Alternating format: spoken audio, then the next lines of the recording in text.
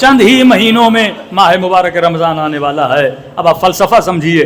ہم روزہ رکھتے ہیں، روزے کا فلسفہ. ہم نماز پڑھتے ہیں، نماز کی فلسفی. ہم عزاداری کرتے ہیں، عزاداری کا فلسفہ. آج یہ تشیع کے اندر نظریاتی اختلاف کہ لوگوں کو شہادت کے فلسفے کا نہیں پتہ. لوگوں کو عزاداری کہتے ہیں مولانا فلسفہ چھوڑ دیجئے، بس ظاہری عبادت کر دیجئے. ارے ظاہری عبادت تو شیطان نے بھی کی تھی، ظاہری سجدے تو شیطان نے بھی کیے تھے، ظاہری عبادت تو ابن ملجم نے بھی کی تھی. بارہا مجلسوں میں کہہ چکا ہوں، بہترین قاری قرآن تھا. جب ایران مسلمان بنا تو اہل فارس نے خط لکھا عمر کو کہ جناب عمر ہمیں کوئی قاری قرآن بھیجیے. کہتے عمر نے ابن ملجم کو بھیجا اور لکھا کہ میں اپنا بہترین قاری.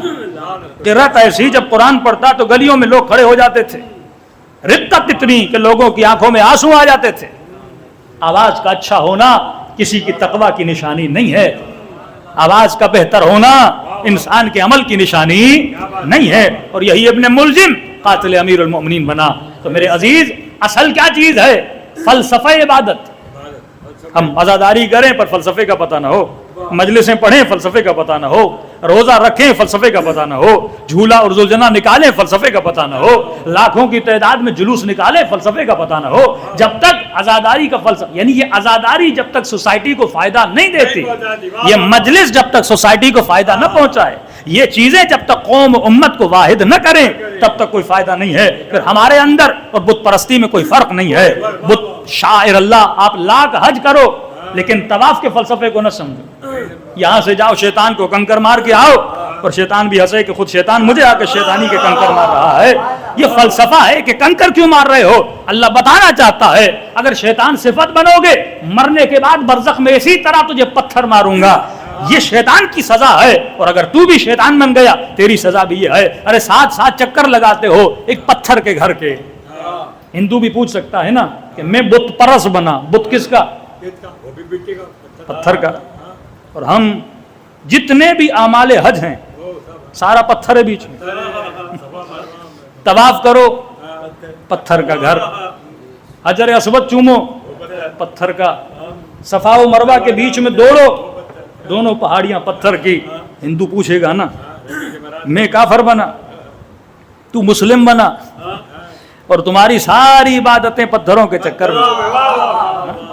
کعبہ پتھر کا، حجر اسود پتھر کا، سعی و صفا و مروہ پتھر کی، غار ہرا جاتے ہو وہ بھی پتھر کا. شیعہ تو ایک قدم اور آگے.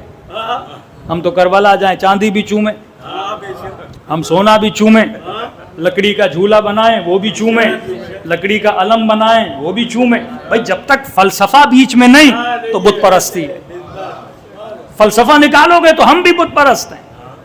اگر صرف مکے جا رہے ہو کعبے کے لیے تو بت پرست ہو، صفا و مروہ کے لیے تو بت پرست ہو. اگر علم کا فلسفہ پتہ نہیں تو لکڑی پرست ہو. اگر جھولے کا فلسفہ پتہ نہیں، ہر چیز فلسفے پہ چلتی ہے. جب انسان فلسفے کو نہ سمجھے، روزہ رکھو فلسفے کا پتہ نہیں، نماز پڑھو فلسفے کا پتہ نہیں، پھر یہ صرف ٹکر ہیں. سجدہ بھی کرو تو سجدگاہ پہ وہ کیا، وہ بھی پتھر، لکڑی پہ کرو وہ بھی کیا، ساری چیزیں جمادات ہیں. فلسفے کا پتہ نہیں. ہم طواف خانہ خدا کرتے ہیں اس پتھر کی وجہ سے نہیں، اس خدا کی وجہ سے. ہم سعی و صفا و مروہ کرتے ہیں کس کی یاد میں؟ ابراہیم کی یاد میں، جناب ہاجرہ کی یاد میں، جناب اسماعیل کی یاد میں. یاد اسماعیل اور ہاجرہ کیوں ہے؟ قربانی کس وجہ سے دی تھی؟ اللہ کی وجہ سے. اصلاً کوئی شاعر اللہ کیوں بنتا ہے؟ سورہ شمس اللہ کہتا ہے ناقۃ اللہ سقیاہا فکذبوا فعقروا فدمدم علیہم ربہم بذنبہم فسواہا. پروردگارا اتنی اونٹنیاں عید قربان پہ کاٹی جاتی ہیں، سزا نہیں ثواب ملتا ہے. ایک اونٹنی کٹی، اللہ کہتا ہے ان کو نہیں پتا کہ میں کتنی سزا دوں گا، ان کو نہیں پتا میں کتنا شدید عذاب کروں گا. خدایا ہم اتنی اونٹنیاں کاٹتے ہیں، ثواب ایک اونٹنی کٹی عذاب کا. یہ عام ہے، وہ خاص ہے، اس کے اندر یاد خدا ہے. وہ اونٹنی یاد خدا دلاتی ہے. تو اگر سعی و صفا و مروہ کر رہے ہیں پہاڑیوں کی وجہ سے نہیں، ابراہیم کی یاد کی وجہ سے، اسماعیل کی یاد کی وجہ سے. کون ابراہیم؟ وہ ابراہیم جس نے اللہ کی اطاعت کے لیے کبھی آگ میں پھینکا گیا، اللہ کی اطاعت کے لیے اپنی زوجہ اور اپنے نو مولود بچے کو ایک ایسی زمین پہ چھوڑ کے گیا جو زمین ذی زرع تھی، نہ جہاں پہ فصل ہوتی تھی نہ جہاں پہ پانی تھا۔ عجیب تاریخ انبیاء جب آپ پڑھیں گے حضرت ابراہیم کا بہت بڑا کردار ہے۔ جناب ہاجرہ فرماتی ہیں آخر تک سوچتی رہی ایک بار تو مڑ کے دیکھے گا اپنی بیوی کو، اپنے بچے کو، لیکن کہ یہاں چھوڑ کے ابراہیم چلے گئے، ایک بار بھی ابراہیم نے مڑ کے نہیں دیکھا۔ اور وہی ابراہیم 14-15 سال کے بعد واپس آیا، بیٹا جوان ہو گیا، جب دروازے پر آیا تو بیٹے نے پہچانا نہیں، اب انتظار کریں ابھی اماں آنے والی ہیں۔ جب ہاجرہ آتی ہیں ابراہیم کو پہچانتی ہیں، پہلی رات اپنے بیٹے سے ملے ہیں، رات کو سوتے ہیں، پھر خواب کے عالم میں دیکھتے ہیں کہ اپنے اسی بیٹے کو ذبح کر رہے ہیں۔ یہ سارے اعمال حج ابراہیم اور اسماعیل سے ہیں۔ یہ کون ہے ابراہیم اور اسماعیل؟ یہ اجداد حسین ابن علی ہیں، یہ اجداد امیر المؤمنین ہیں۔ یہ نسل اہل بیت علیہ الصلوۃ والسلام اگر چلتی ہے تو اسماعیل سے چلتی ہے۔ پھر خواب میں حکم خدا نہیں، حکم ہے تو 100%، خواب ہے تو شک کی گنجائش ہے۔ اور شیطان نے اسی میں ابراہیم کو یہ کہنا چاہا کہ یہ تو خواب ہے، یہ تو خواب ہے۔ ابراہیم جانتے تھے میں نبی ہوں، اور نبی کے خواب میں شیطان نہیں آیا کرتا، نبی کے خواب سچے ہوتے ہیں۔ باپ ابراہیم جیسا، بیٹا اسماعیل جیسا۔ اور بیٹے نے کہا کہ بابا جب دیکھا ہے تو دیری کیسی، چھری گلے پہ چلا دیجئے۔ کہتے ہیں آنکھوں پہ پٹی باندھی، ہاتھوں میں رسیاں باندھی۔ عجیب ہے، بعض لوگ سمجھتے ہیں کہ ابراہیم نے چھری نہیں چلائی تھی، اگر چھری نہ چلاتے تو کمال نہ ہوتا۔ کمال ابراہیم یہ تھا کہ امتحان الہی کو پاس کرتے، گلا کٹتا تو ابراہیم پاس ہوتے۔ چھری چلائی تبھی آپ سنتے ہیں جب اسماعیل واپس آئے تو گلے پہ چھری کے نشان تھے، تبھی جناب ہاجرہ دیکھ کے رو پڑی کہ تم نے میرے بیٹے کے گلے پہ چھری چلائی ہے۔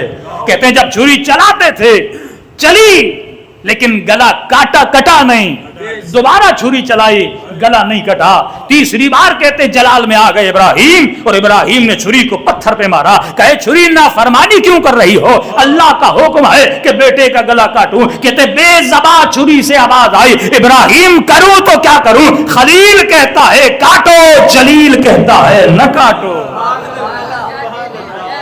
چوتھی بار جب چھری چلی تو بیچ میں دمبا آیا۔